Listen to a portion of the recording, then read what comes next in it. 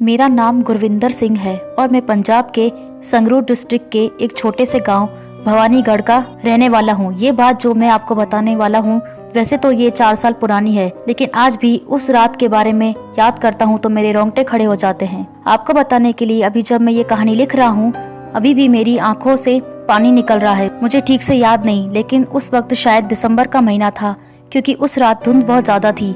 मेरे एक दोस्त का जन्मदिन था और उसने अपने घर में रात में पार्टी रखी थी। उन दिनों मेरे पास एक चेतक स्कूटर हुआ करता था, तो हम तीनों दोस्तों ने डिसाइड किया कि हम तीनों मेरे स्कूटर पर ही उसके घर जाएंगे। उसका गांव हमारे घर से करीब 18 किलोमीटर दूर था, वो भी शॉर्टकट से। अगर लंबे रास्ते से जाते तो 23 किलोमीटर पड़ता, इसलिए हम लोगों ने शॉर्टकट से ही जाने का फैसला किया। रात के करीब 10 बजे थे।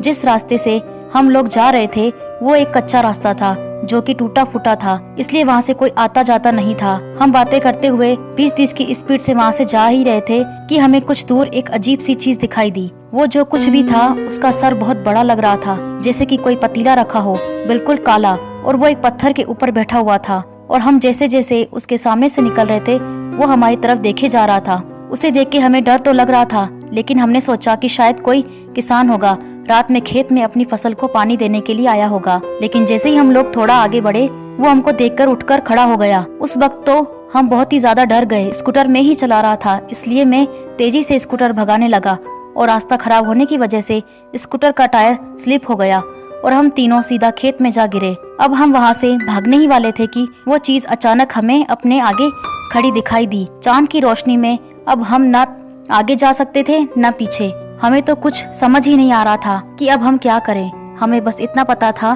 कि आज की रात हमारी आखिरी रात है। उस वक्त हमें तो ये भी नहीं पता था कि भगवान का नाम कैसे लेते हैं।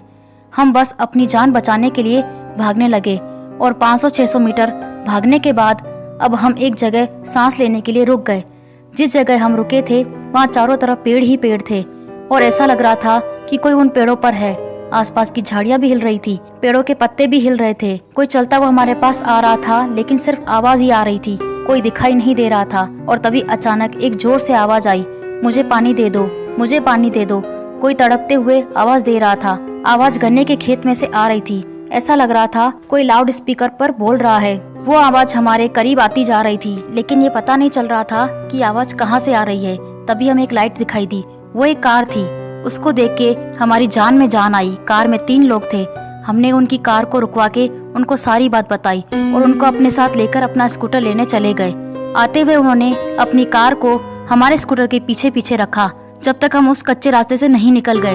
उसके बाद हम अपने दोस्त के घर चले गए। उसके यहाँ पहुँच के हमने पार्टी अटेंड की, लेकिन उसको कुछ नहीं बताया। रात ज्यादा होने की वजह से हम लोगों ने उसी के यहाँ रुकने का फैसला किया। वो और हम चारों उसी के कमरे में देर रात बातें कर रहे थे और बातें करते करते ही सब एक एक करके सो गए। रात में सोते हुए अचानक मेरी आंख खुली।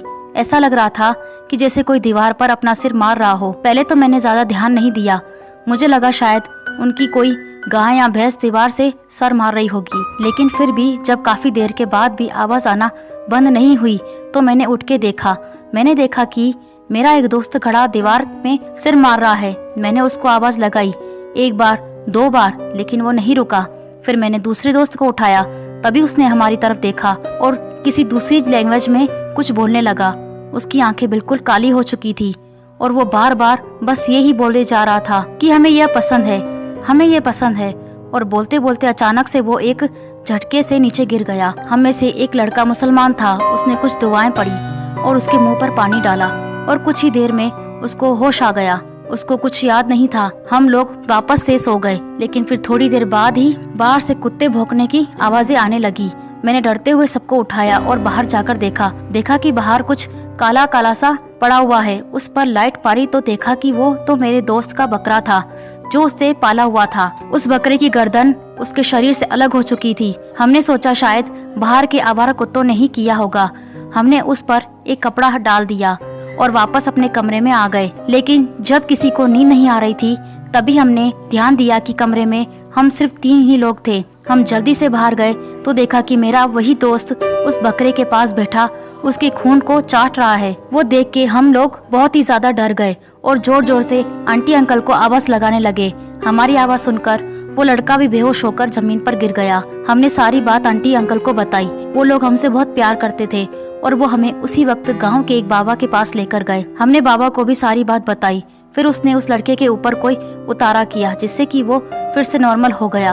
और फिर जो बात उन बाबा ने हमें बताई, हमें तो यकीन ही नहीं हुआ। उन्होंने बताया कि हम लोग जिस कच्चे रास्ते से आ रहे थे वो पहले एक सड़क हुआ करती थी, लेकिन वहाँ एक टाइम ऐसा आया कि जब सिख और मुसलमान एक दूसरे को जान से मारने लगे थे और एक रात जब लोग एक दूसरे को मार रहे थे तो कुछ लोग अपनी जान बचाने के लिए वो लोग एक कुएं में उतर गए थे। लेकिन तभी दूसरे लोगों ने उनको कुएं में पकड़ लिया और ऊपर से ईंटें पत्थर मारने लगे और ईंटें और पत्थर मार मार कर उनकी जान ले ली। वो लोग कुएं में बैठे सारी रात पानी मांगते रहे और सिर पर चोट लगने की वजह से उनके चेहरे सूज गए थे। जो इंसान हमने सबसे पहले देखा था इसलिए उसका सर इतना बड़ा था। बाबा ने बताया कि अगर कोई रात में उस रास्ते से आता है तो कोई ना कोई एक्सीडेंट हो ही जाता है और तुम लोग इसलिए उनका निशाना बने क्योंकि तुम तीनों ने उनको देख के आपस में बातें करते हुए उनको गाली दी थी, इसलिए वो गुस्सा हो गए और तुम्हारा पीछा करते हुए घर तक आ गए। वो जान तो तुम्हारी लेना चाहते थे लेकिन उस काले बकरे की वजह से तुम बच गए। अगले दिन जब हम लोग अपने अपने घर चले गए तो मैंने अपने गांव के बुजुर्गों को ये बात बताई तो उन्होंने भी वही सब कुछ बताया जो बाबा ने बताया था। उस दिन से हमने फैसला किया कि जब तक जिंदा रहेंगे उस रास्ते से फिर कभी नहीं जाएंगे। आई होप कि आपको ये वीडियो अच्छी लगी होगी। प्लीज वीडियो को लाइक करें, कमेंट करें और शेयर करें और हाँ, सब्सक्राइब करना ना भूलें। अगर आपके साथ भी कोई रियल हॉरर इंसिडेंट हुआ है जिसे आप मेरे चैनल पर शेयर करना चाहते हैं तो आप अपनी स्टोरी टाइप करके मुझे ईमेल से सेंड कर सकते हैं।